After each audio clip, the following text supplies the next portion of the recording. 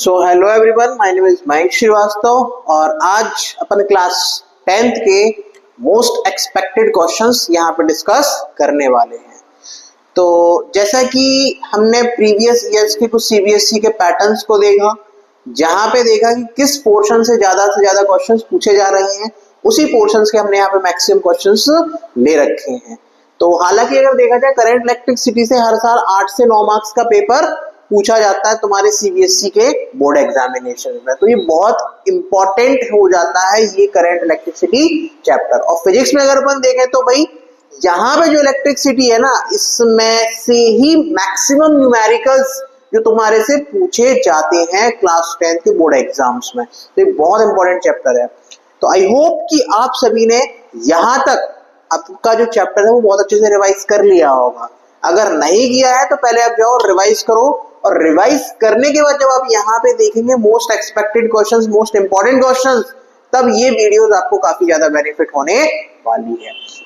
तो ये तो एक वीडियो है करंट इलेक्ट्रिसिटी, लेकिन इसके साथ साथ इसके बाद में काफी सारी आपको जिसकी भी क्लास 10 की जो भी चैप्टर्स हैं, चाहे वो मैग्नेटिक हो, लाइट हो, ह्यूमन आई हो, सबसे हम मोस्ट एक्सपेक्टेड क्वेश्चंस आप सभी के सामने लेके आएंगे, आप सभी के लिए लेके आने वाले हैं। तो इसकी शुरुआत करते हुए जो पहला क्वेश्चन हमने देखा और जो जाना 1 मार्क्स में आपसे पूछा जा सकता है, ये कितने में आएगा? ये आएगा तो 1 मार्क्स में हो सकता है, जरूरी नहीं है 1 मार्क्स में ही आए, ज्यादा में भी आ जाए। Right the mathematical expression for the joules law of heating. अब हम ऑलरेडी काफी सारी चीजें पढ़ी हुई है, हमने इफेक्ट ऑफ करंट, जैसे कि एक केमिकल इफेक्ट ऑफ करंट होता है, इसके बाद हमने देखा था हीटिंग इफेक्ट ऑफ करंट, है ना, और मैग्नेटिक इफेक्ट ऑफ करंट। तो हमने जूल्स लॉ, हमें यहाँ पे बताना है जूल्स लॉ ऑफ हीटिंग। तो भाई यहाँ पे अपन ने क्या देखा था, जो हीट है अगर किसी भी डिवाइस में जो हीट प्रोड्यूस होती है, it is directly proportional to I square, heat is directly proportional to R, और heat is directly proportional to time. तो इन तीनों को जब अपन ने कंबाइन किया था, तो वहां से जो एक्सप्रेशन निकल के आया था H equals to I square R into T. याद आ गया भाई सभी को? तो ये जो वो एक्सप्रेशन है जो हम सभी को पता होना चाहिए। आई होप ये समझ में आ गया होगा। ये पूछा जा सकता है भाई बोर्ड्स में तुम्हारे, ठीक है। अब आगे चलते हैं, अगला क्वेश्चन देखो क्या दे रखा है। अगले क्वेश्चन में हमें दिया हुआ है बच्चों, a wire of resistance R, एक वायर है जिसका रेजिस्टेंस R है, is cut into 3 equal parts, if these 3 parts are then joined in the parallelly, calculate the total resistance of the combination formed. I hope question पढ़ के आपको समझ में आ गया होगा, नहीं आया तो मैं बता देता हूँ। ये देखो भाई, ये 1 में तो नहीं आएगा, ये 2 में आएगा, ठीक है। यहाँ पे अपन लिख देते हैं, यहाँ पे कितने में आ सकता है, ये 2 मार्क्स में पूछा जा सकता है। एक वायर है जिसका रेजिस्टेंस R है, उसको कट किया है कितने पार्ट्स में, 3 इक्वल पार्ट्स में। सपोज करिए भाई यहाँ पे हमारे पास एक वायर है, क्या है बच्चों, वायर है, क्या हो गया, हाँ, यहाँ पे हमारे पास एक वायर है जिसका रेजिस्टेंस R है। अब हमने इसको कितने इक्वल पार्ट में कट किया, 3 इक्वल पार्ट में किया। तो अगर एक का रेजिस्टेंस R है, तो जब इसको 3 इक्वल पार्ट में अपन कट कर देंगे तो इसका हो जाएगा R/3, दूसरे का भी हो जाएगा R/3, और तीसरे का भी हो जाएगा R/3। ये आई होप आप सभी को आता होगा, इसके अपन डिटेलिंग में नहीं जाएंगे क्यों R/3 हो रहा है, मुझे पता है कि ये सब आप लोगों ने ऑलरेडी बहुत अच्छे से पढ़ा हुआ है आपकी क्लासेस में। अब हमने इन सबको कैसे कनेक्ट किया है, पैरेलली कनेक्ट किया है।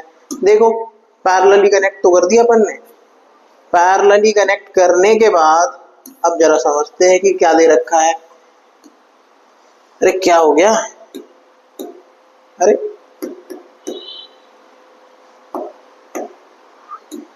चलो इसी से रफ होगा मुझे लगता है। अरे तो ये हमारा कितना था, R/3। अब इन सबको हमने किसमें कनेक्ट किया है, पैरेलल। चलो ये बना लेते हैं पैरेलल कॉम्बिनेशन, ये लगाया, ये लगाया, और इन सब का रेजिस्टेंस कितना है, R/3। अब तीनों का रेजिस्टेंस कितना है, R/3, और इसका भी R/3, इसका भी R/3। अब जैसा कि हम सभी ने पैरेलल कॉम्बिनेशन का फॉर्मूला पढ़ा है, ये क्या होता है बेटा 1/r1 plus 1/r2 plus 1/r3। Values को जरा पुट करेंगे तो क्या आ जाएगा 1/r इक्विवेलेंट बराबर 1/r/3 और 3 तो कहाँ चला जाएगा ऊपर चला जाएगा, ये हो गया r/3 plus 1/r/3 plus 1/r/3। अब जो 3 है वो तो कहाँ चला जाएगा बच्चों ऊपर चला जाएगा, तो ये हो जाएगा 1/r equivalent is 3/r plus 3/r plus 3/r। तो यहाँ से सबसे कॉमन क्या आ गया r कॉमन आ गया, ऊपर क्या हो गया 3 3 प्लस 3 9 और ये क्या हो गया 1/r इक्विवेलेंट। तो r इक्विवेलेंट जो आ गया वो हमारे पास क्या आ गया r/9। समझ में आ गया सभी को, समझ में आ गया सभी को कि नहीं आया। देखो भाई एक रेजिस्टेंस R था उसको 3 इक्वल पार्ट्स में अपन ने ब्रेक किया, r/3 हो गया r/3 हो गया। अब हमने तीनों को पैरेलली कनेक्ट कर रखा है, फॉर्मूला लगा दिया, आंसर आ गया। बहुत सरल सा क्वेश्चन था, इससे कठिन क्वेश्चन तो हमने क्लास में करे हुए हैं, है ना। चलो आगे बढ़ते हैं। अब देखिए list the factor on which resistance of a uniform cylindrical conductors of a materials depend. अरे ये तो बहुत ही सरल सा क्वेश्चन है कि जो रेजिस्टेंस है वो किन किन फैक्टर्स पे डिपेंड करता है। पढ़ा है कि नहीं पढ़ा है, ये तो सभी ने पढ़ा है। चलो ऐसे सोच लो कि भाई हमने एक फॉर्मूला पढ़ा है, resistance equals to rho into L upon A। पढ़ा है कि नहीं पढ़ा है, पढ़ा है। तो रेजिस्टेंस जो है बच्चों it is directly proportional to length, resistance is inversely proportional to area and resistance is directly proportional to resistivity. और रेजिस्टिविटी क्या है, it is a property of material, यानी अगर लंबाई बढ़ा दूंगा तो रेजिस्टेंस बढ़ जाएगा, एरिया बढ़ा दूंगा तो रेजिस्टेंस घट जाएगा, क्योंकि इनमें कैसा रिलेशन है बच्चों इनवर्सली। एरिया बढ़ाओगे तो क्या होगा बच्चों रेजिस्टेंस कम हो जाएगा। तो बस लिख देना वर्ड में, वर्ड्स में तो आप लिख ही सकते हो, तुम अपने हिसाब से नहीं लिख सकते हो, लिख सकते हो, बढ़िया। अब चलो आगे बढ़ते हैं। हाँ स्टडी द फॉलोइंग सर्किट। अरे इसमें तो सर्किट ही नहीं है, तो सर्किट अपन को ड्रॉ कर लेते हैं, कोई बात नहीं। चलो effective resistance of the total circuit, current drawn through the battery and the potential difference. Question समझ रहे हो क्या क्या दे रखा है, स्टडी द फॉलोइंग सर्किट। चलो देखो भाई सर्किट ड्रॉ कर देते हैं। सर्किट हम यहाँ पे ड्रॉ करेंगे, देखो ठीक है, आ जाना चाहिए भाई यहाँ पे। अरे ये तो सेम ही कलर हो जाएगा अपन इसको। चलो ये देखो यहाँ पे सर्किट हम ड्रॉ करते हैं।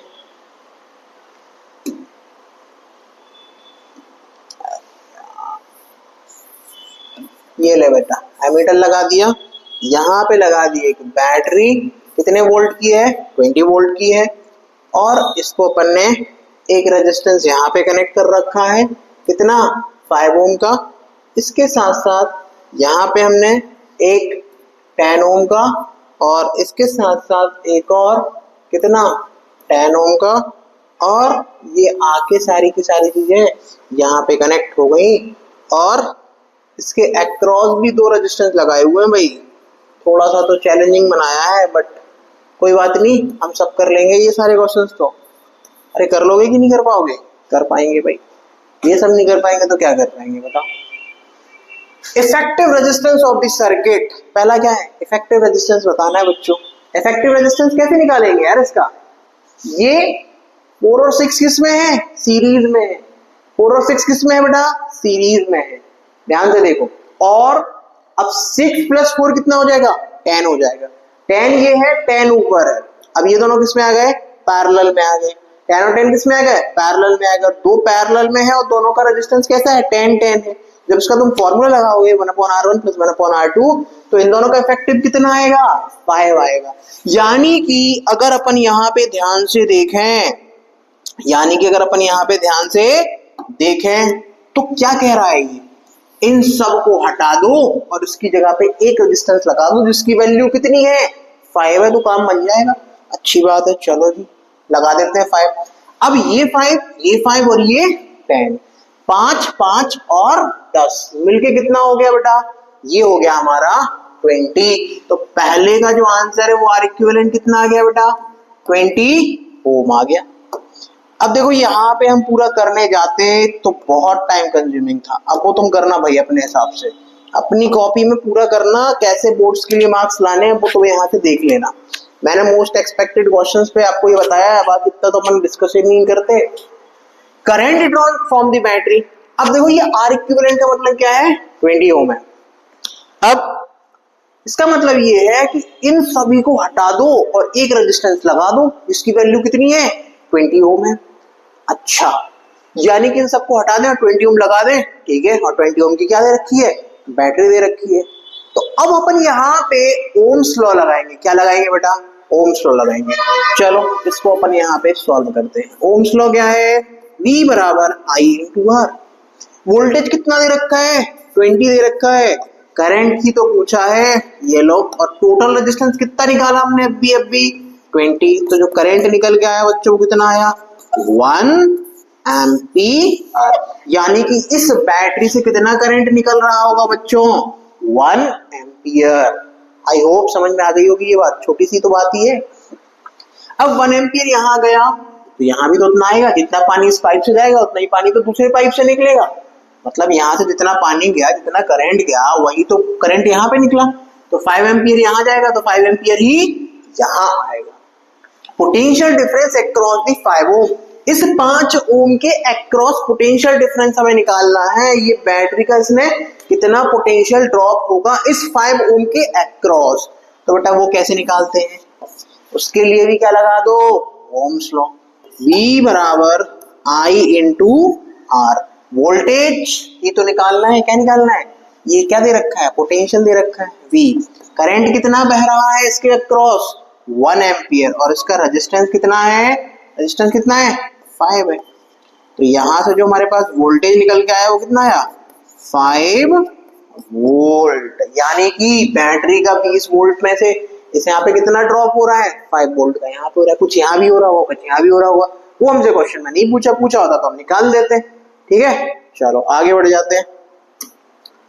अब देखो भाई अगला क्वेश्चन, अब ये देखो यार, ये जो क्वेश्चन है ना बेटा, ये 5 मार्क्स का क्वेश्चन है ना, 5 का तो नहीं, 3 मार्क्स का क्वेश्चन है ये, ठीक है, 3 मार्क्स में ये पूछा जा सकता है। अब write the relationship between resistance and electric resistivity of the material। अरे ये तो रिपीट हो गया भाई क्वेश्चन, ये तो रिपीट सा ही है जो हमने अभी अभी देखा पुराने में। तो लिख देना बेटा, रेजिस्टेंस बराबर रो इंटू एल बाई ए। लिख दोगे कि नहीं लिख दोगे, लिख दोगे, वेरी गुड। अब यहाँ पे अपन ने रिलेशनशिप लिख दिया इन दोनों के अक्रॉस। अब मैं यहाँ पे एक और चीज में बता रहा हूँ, अगर तुमसे इसी क्वेश्चन में पूछ लेता, यहाँ पे तो यहीं तक खत्म हो गया, लेकिन अगर मान लो इसी क्वेश्चन में पूछ लेता, अब ये अपन एक्स्ट्रा चीज जान लेते हैं थोड़ा सा, क्वेश्चन में जो दिया अपन ने उसके हिसाब से कर दिया, इसकी एसआई यूनिट कैसे होगी, क्या होगी, ड्राइव करनी है तो बेटा इसकी एसआई यूनिट निकालने का प्रयास करेंगे अपन। देखो कहाँ पे कर दें, चलो यहीं पे कर देते हैं, कलर चेंज कर लेते हैं, नहीं तो तुम बोलोगे दिख ही नहीं रहा है सर, हैं, चलो ये लो। तो resistance equal to rho into L upon में ए। अब अपन ऐसा यूनिट कर रहे हैं फाइंड, ये रिलेशन तो हमने लिख ही दिया उसका, अब अपन क्या फाइंड कर रहे हैं, इसकी एसआई यूनिट। तो बेटा रेजिस्टेंस की यूनिट हम सबको पता है ओम, हरिओम, क्या है इसकी यूनिट, ओम, इसकी हमें फाइंड करनी है रो। लेंथ को हम किस में मेजर करते हैं बेटा, मीटर में, और एरिया को मीटर स्क्वायर में, वेरी गुड, मीटर से मीटर कैंसिल। अब ये मीटर यहां जाएगा तो रजिस्टिविटी की जो ऐसा यूनिट निकल के आएगी, ये क्या आएगी, ओम मीटर। हमेशा याद रखना रजिस्टिविटी, रेजिस्टेंस के साथ तुम्हें जो करना है करो, रजिस्टिविटी में फर्क नहीं पड़ता, क्योंकि it is a property of material, it is a intrinsic property of material, है ना। तो ऐसा नहीं सोचना है कि भाई हमने एक वायर था उसको खींच दिया, छोटा कर दिया, बड़ा कर दिया, मोटा कर दिया, पतला कर दिया, तो उसकी वजह से उसकी रजिस्टिविटी में फर्क पड़ेगा, ऐसा कुछ भी नहीं होता, ठीक है। रजिस्टिविटी जो है it is a property of material. अगला क्वेश्चन देखो, अब ये क्या दे रखा है इसमें, चलो देख लेते हैं भाई, जो भी ये सॉल्व तो करना ही है हमें, यहीं पे कर देते हैं, ठीक है इसको भी। अब देखिए बेटा, मेटल ऑफ वायर 3 मीटर, क्या फाइंड करना है? अरे ये फाइंड करनी है बेटा, ये रो निकालना है। तो रोना नहीं है रो निकालने के लिए, रो निकालने के लिए रोना हमें बिल्कुल भी नहीं है। हम सॉल्व करेंगे, देखो किस कलर से करते हैं, इससे करते हैं, ठीक है। तो रो बराबर RAL, RAL। बेटा रेजिस्टेंस क्या दे रखा है क्वेश्चन में? 60 की मैंने में, और एरिया कितना है? 4 इंटू 10 की पावर माइनस 7, और लेंथ दी है 3 है, लेंथ हो गई 3। ये लो रेजिस्टिविटी बराबर, इसको सॉल्व कर लो, इसको कैंसिल कर दो, कितना? 20, और 4 to 8 यानी कि 80 इंटू 10 की पावर माइनस 7। चाहे तो तुम इसको ऐसे लिख लो, 8 इंटू 10 की पावर 6, सॉरी माइनस 6। अब बेटा बोर्ड जो है ना वो तुम्हारे मार्क्स काटने बैठे हैं टीचर्स, जो कॉपी चेकिंग वाले, तो ये लिखना यहाँ पे मत भूल जाना। यहाँ पे क्या आएगा? ओम मीटर। क्या आ जाएगा बेटा? ओम मीटर। अब चलो फिर आगे बढ़ जाते हैं। देखो अभी मैं चलाना सीख रहा हूँ बोर्ड को, इसीलिए उतनी एफिशिएंसी के साथ अभी नहीं चला पा रहा हूँ, लेकिन बहुत जल्द अपनी एफिशिएंसी बोर्ड को चलाने में बढ़ जाएगी, ठीक है। अब देखो what happens to resistance of a wire. अरे देखो अभी तो अपन बात कर रहे थे, वही चीज क्वेश्चन में दे दी। क्या दे रखी है? क्या होगा उसकी रेजिस्टिविटी पे? तो लिख दोगे ना अपनी भाषा में, ये कैसी होगी? Remains unchanged. अब तुम लिख लेना इसको, है ना, अनचेंज। और मैंने बता भी दिया क्यों, क्योंकि it is a property of material, not कि हमने इसको बड़ा कर दिया, पतला कर दिया, मोटा कर दिया, पतला कर दिया, है ना, वो सब नहीं होता इससे, इसमें कोई फर्क नहीं पड़ता। चल रहा है, सही चल रहा है सब। अब चलो आगे बढ़ते हैं। ये 5 मार्क्स का क्वेश्चन है। कितने का क्वेश्चन है बेटा? 5 मार्क्स का क्वेश्चन है। अब देखो मुझे नहीं पता, हो सकता है 5 में आ जाए, किसी को लगे कि नहीं हमें पेपर लेंथी बनाना है, वो 3 में दे दे, एक। तो तुम्हारे ऊपर डिपेंड करता है, किस्मत पे तुम्हारी। चलो अगला प्रश्न ये रहा हमारी स्क्रीन पर, दिख रहा है सभी को? क्या है? Define electric power. अरे भाई साहब ये क्या फालतू सा क्वेश्चन दे रखा है यार। चलो कर देते हैं डिफाइन इलेक्ट्रिक पावर। तो बेटा पावर जो हमने देखी है वो क्या देखी है? इसके बहुत सारे तो एक्सप्रेशन पढ़े हैं अपन ने। देखो power equals to B into I. क्या इसमें पूछा है? इसमें नहीं पूछा, इसमें तो वी और आर में पूछा है। तो एक और लिख लो, पावर बराबर वी स्क्वायर अपॉन में आर, ये पढ़ा। और बता देता हूं, लो पावर बराबर आई स्क्वायर इंटू आर। यही 3 पढ़े थे ना, तो उसने कौन सा वाला पूछा है? ये वाला पूछा है, सफिशिएंट है। अब an electric oven work at the 220 volt consume electric. अरे ये अच्छा क्वेश्चन है बेटा, ये क्वेश्चन वही ही बच्चा कर पाएगा जिसने तरीके से पढ़ाई करी होगी। और देखो एक चीज मेरा मानना है कि जो लास्ट तक कोई भी चैप्टर तक अगर बच्चा आ रहा है, और अगर ये जो क्वेश्चन है तुम में से अगर कर पा रहे हो ना, तो डेफिनेटली तुम शुरुआत के क्वेश्चन भी कर दोगे। क्यों? क्योंकि होता क्या है कि हम क्वेश्चंस जो है ना वो शुरू के तो हर बच्चा कर लेता है, v equal to I R लगा के, आई बराबर क्यू बाई टी लगा के, लेकिन यहाँ तक आते आते जो है बच्चे वो बोलते कि यार अब बस बहुत हो गया। लेकिन अगर तुमसे ये बन रहा है तो डेफिनेटली तुम्हारा ये चैप्टर में मैं गारंटी दे रहा हूँ कि अच्छे मार्क्स आएंगे, ठीक है। And electric oven work at the 220 volt consumes electric unit. देखो बेटा हमने ऑलरेडी पढ़ा है 1 यूनिट बराबर 1 kWh। अब बेटा ये मैं हर बार क्लास में बताता हूँ, हर बच्चे को बताता हूँ, 1 किलोवाट इसका मतलब ये नहीं है कि ये यूनिट पावर की है, ये it is a unit of energy. मैं हजारों बार बता चुका हूँ, चिल्ला चिल्ला के बता चुका हूँ। अब देखो कितनी यूनिट कंज्यूम करी है इसने? 11 यूनिट। अब देखो पहला क्या पूछा है? पावर रेटिंग पूछा है यार। पावर रेटिंग चलो यहीं पे निकालते हैं, ऐसे अच्छा नहीं लग रहा है ना। चलो ये लो रफ कर दिया, तुम्हारे सोचने पे ही मैंने सोचा कि चलो रफ कर देते हैं। तो पावर कैसे निकाल लेते हैं यार, मैं तो भूल जा रहा था। पावर बराबर एनर्जी अपॉन में टाइम। पावर बराबर एनर्जी अपॉन में टाइम। पढ़ा है कि नहीं? बहुत पढ़ा है। ये तो वर्क पावर एनर्जी भी पढ़ा है क्लास 9th में। एनर्जी कितनी है देखो, ये अपन ने वहां की पुरानी पुरानी यादें हैं, ये पुरानी यादें भूलना नहीं है हमें। एनर्जी कितनी है 11 यूनिट, यानी कि 11 किलो वॉट। यानी कि यहाँ पे अपन इसको किस में कन्वर्ट करेंगे 11 किलो वॉट। तो लिख दो यहाँ पे 11 किलो वॉट kWh। और समय कितना दिया है, समय बहुत बलवान है। कितना दिया हुआ है 5 दिया हुआ है। बेटा किलो को किस में कन्वर्ट कर लो, किलो से किलो हटा दो, 1000 लगा दो, तो ये लो ये हो गया 11 और 000 और डिवाइड करोगे उससे किससे 5 से, तो कितना आ जाएगा भाई 5 2 जा 10, 2 आ गया, फिर 1 बचा, फिर 0 आ गया, तो फिर 2 आ गया, फिर 0 आ गया और फिर 0 आ गया। और ये काहे में आएगा बेटा, वाट में आएगा। काहे में आएगा, वाट में आएगा। समझ में आ गई बात की नहीं आई? अब अगला में क्या दे रखा है, करंट पूछा है भाई। क्या पूछा है बेटा, करंट पूछा है। तो देखो अच्छी बात है, करंट पूछा है, निकाल भी देंगे, हमें कोई समस्या थोड़ी है। करंट निकालने के लिए देखो कैसे निकालेंगे। करंट निकालने के लिए कौन सा फॉर्मूला लगाएंगे, power equals to V into I. अभी हमने पुरानी स्लाइड्स में देखा है, फ्रेश ताजा। कहाँ गया, power equals to V into I. अबे कहाँ गया, नहीं मिल रहा है क्या?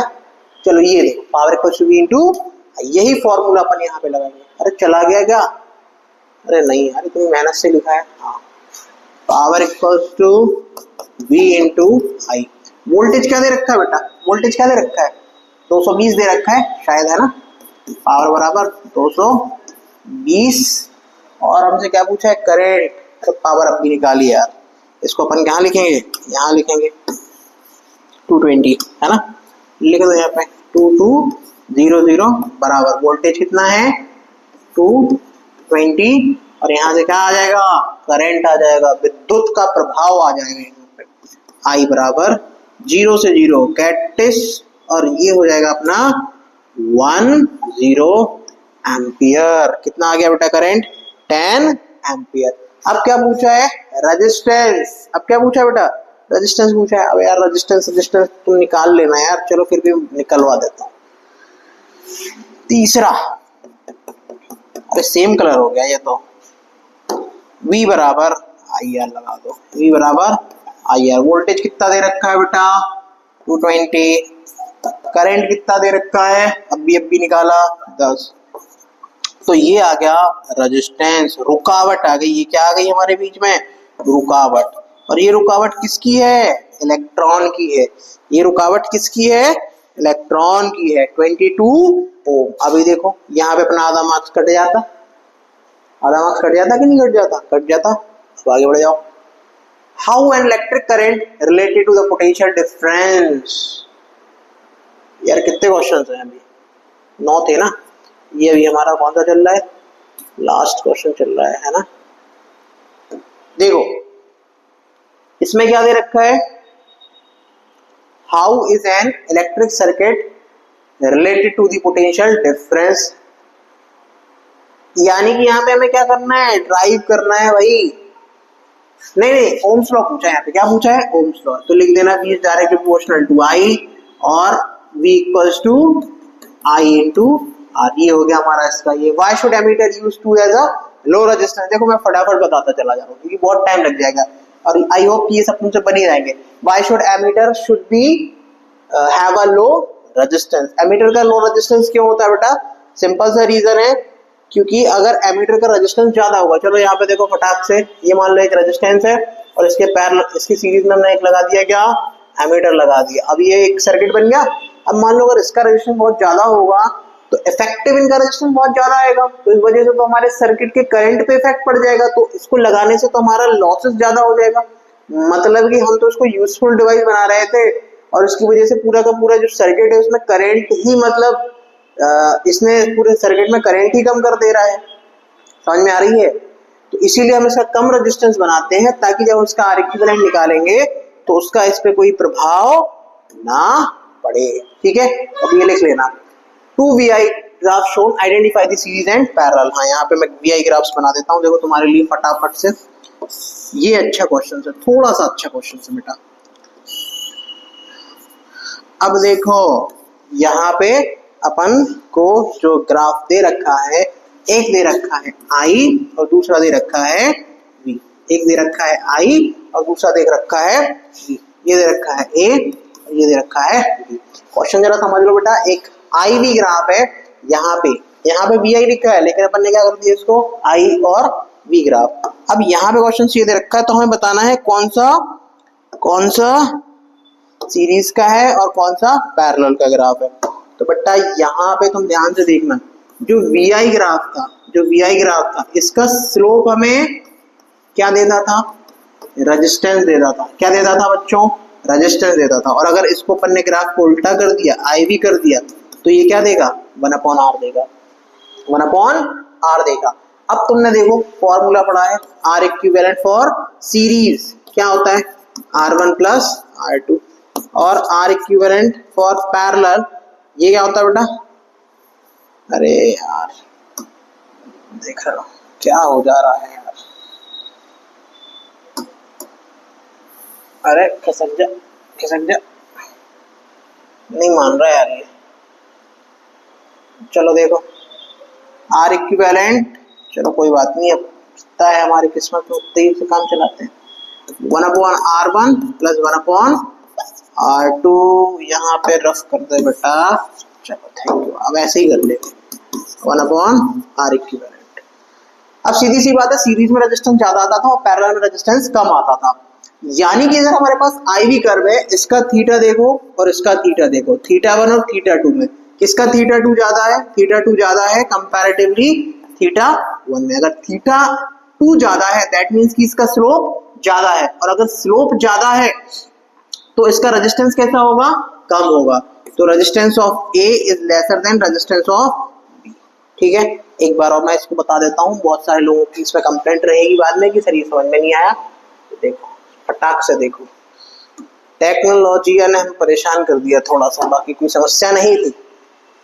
बेटा देखो ये हमें आई और बी ग्राफ दे रखा है, इस आई बी ग्राफ में देखो कि किसका स्लोप ज्यादा है, जिसका स्लोप ज्यादा है यानी कि थीटा किसका ज्यादा है, एक्स एक्सिस के साथ इंक्लिनेशन किसका ज्यादा है, ए का ज्यादा है, θ2 ज्यादा है। यानी कि यहाँ पे और अच्छे से लिख देता हूं मैं, theta of A is greater than theta of B. अगर इसका थीटा ज्यादा है और ये आई वी ग्राफ है, ये कौन सा ग्राफ है बेटा, आई वी ग्राफ है, यानी कि ये 1/r देगा।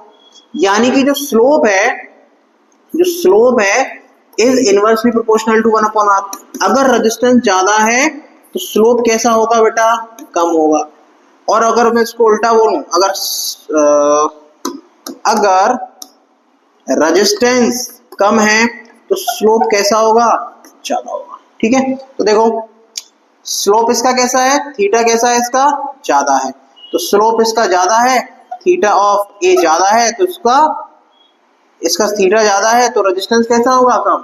तो रेजिस्टेंस ऑफ ए कैसा होगा बेटा, कम होगा। और इसको उल्टा बोल देते हैं, slope of B is lesser, तो resistance of B is greater. I hope आपको ये सारी बातें समझ आ गई होगी। एक बहुत छोटा सा क्वेश्चन है, ये शायद आई थिंक 8 क्वेश्चंस हुए हैं, इसी में लो एक क्वेश्चन और मैं ऐड ऑन कर देता हूँ, तो फिर तुम आराम से घर पे बैठ के सॉल्व करना। कैसे होगा, अरे इसमें एक और है क्या, अरे है इसी में है। देखो prove that the reciprocal equivalent, अच्छा इसमें पैरेलल कॉम्बिनेशन का हमसे क्या मांग लिया, प्रूफ मांग लिया। पैरेलल का हम प्रूफ कैसे निकालते हैं बेटा, देखो फटाफट से अपन यहाँ पे डिस्कस करने, हम थोड़ा सा तेजी जाने वाले हैं। यानी कि 1/r इक्विवेलेंट बराबर 1/r1 plus 1/r2 up to n times. यहाँ पे अपन 2 के लिए बात कर रहे हैं। चलो इसका देखो प्रूफ देखते हैं फटाक से, प्रूफ देखो देख ले लाला, इसका प्रूफ देख। मुझे नहीं पता कितने रेजिस्टेंस है, हमने मान लिए n रेजिस्टेंस है। कितने रेजिस्टेंस है बेटा, n रेजिस्टेंस है, ऐसे बहुत सारे हैं। इसका रेजिस्टेंस R1 ले ले, इसका R2 ले ले और इसको लगा दे। ठीक है, ये बैटरी से कहीं कनेक्टेड है ना, भूल मत जाना। अब यहाँ से आएगा करंट, कुछ करंट यहाँ जाएगा, कुछ करंट I2 यहाँ जाएगा, कुछ करंट I3 यहाँ जाएगा, कुछ कुछ कुछ कुछ करंट जाएगा सब जगह, थोड़ा थोड़ा थोड़ा थोड़ा थोड़ा थोड़ा। I3 नहीं, यहाँ पे अब नहीं हो सकता I3 जाएगा भाई, ये तो अपना एन टाइम्स है। तो यहाँ पे जितनी भी बार जहां पे भी करंट जाएगा तो I टोटल जो होगा वो क्या होगा, I1 plus I2 up to IN, यानी कि कहां तक, n टाइम्स तक। दो के लिए अपन देख लेते हैं, ठीक है। तो हमने पढ़ा है V बराबर I इंटू R, तो हम करंट क्या ले सकते हैं, V अपॉन में R इक्वल्स टू I। तो I टोटल I1 जो है वो कैसे लिखेंगे, V अपॉन में R1 प्लस V अपॉन में R2, और ये हो जाएगा V अपॉन में R इक्विवेलेंट। देखो V क्यों है, क्योंकि ये पैरेलल कॉम्बिनेशन, और पैरेलल कॉम्बिनेशन में जो वोल्टेज है अक्रॉस द रेजिस्टेंस वो तो कैसा रहता है, सेम, इसीलिए यहाँ पे भी V आया, यहाँ पे भी V आया, V से V कैंसिल, तो ये आ गया अपने पास 1 upon R equivalent, 1 upon R1 plus 1 upon R2। I hope ये डेरिवेशन आपको समझ में आ गया होगा, इतना डिटेल में मुझे आवश्यकता नहीं थी इसके बारे में बात करने की। अब ये देखो ये क्या पूछा है बकवास सा क्वेश्चन में, यहाँ से पेज एड ऑन हो जाएगा क्या, वो तो जाना चाहिए यार। अरे है, व्यवस्था है हमारे पास, ठीक है कोई बात नहीं। अब देखो क्या पूछा है पिछली वाली स्लाइड में, 212 ohm resistors in parallel with a 6 volt battery. दो पैरेलल के रेजिस्टेंस हैं, इनको बैटरी से कर दिया करंट, बताओ। अरे यार ये तो बच्चा बच्चा कर ले हैं, मतलब मुझे तो लगता है कि नर्सरी के बच्चे से ही बन जाएगा ये क्वेश्चन, नहीं बन जाएगा। 1 upon R equivalent 1 upon 12 plus 1 upon 12, तो यहाँ से हमारे पास जो R इक्विवेलेंट निकल के आएगा वो आएगा कितना, 6 ओम। अब देखो इसके बाद अपन को क्या पूछा है, अरे 6 वोल्ट से कनेक्ट कर दिया, करंट पूछा है, लगा दे बेटा। V बराबर I इंटू R, वोल्टेज कितना दे रखा था, 6 दे रखा था, I पूछा है और इसको 6 ओम से कनेक्ट कर रखा है। ये A नहीं है राजा बाबू, ये क्या है, R है। हो जाता है भाई थोड़ा सा टाइपिंग मिस्टेक, तो जो करंट है वो कितना आ जाता है, 1 एम्पियर निकल गए, आ गई। देखो आ गई कि नहीं आई, आ गई।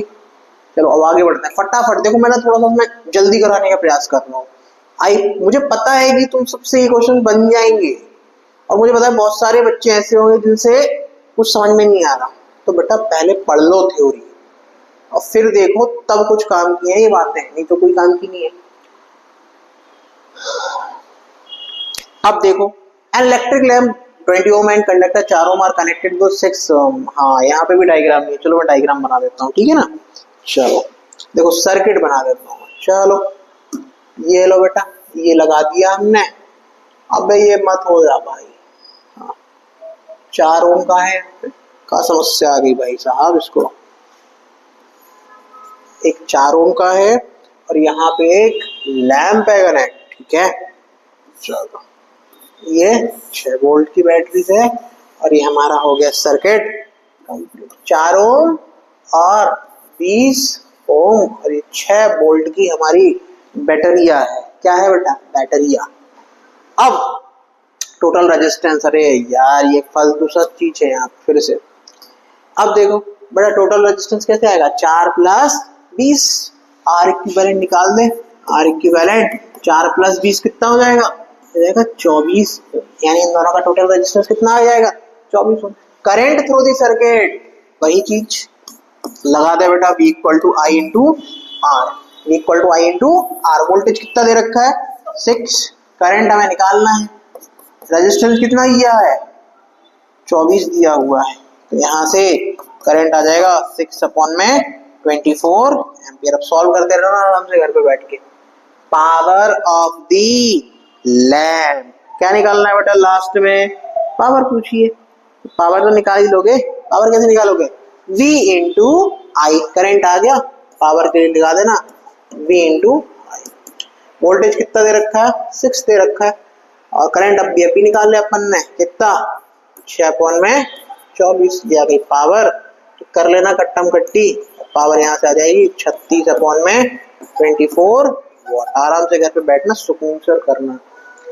अब बेटा यहाँ पे हमने जितने भी ये क्वेश्चंस देखे ना, अब तुम में से बहुत सारे लोगों से तो बन रहे होंगे, बहुत सारे लोगों से नहीं बन रहे होंगे, लेकिन जिनसे बन रहे हैं बहुत बढ़िया।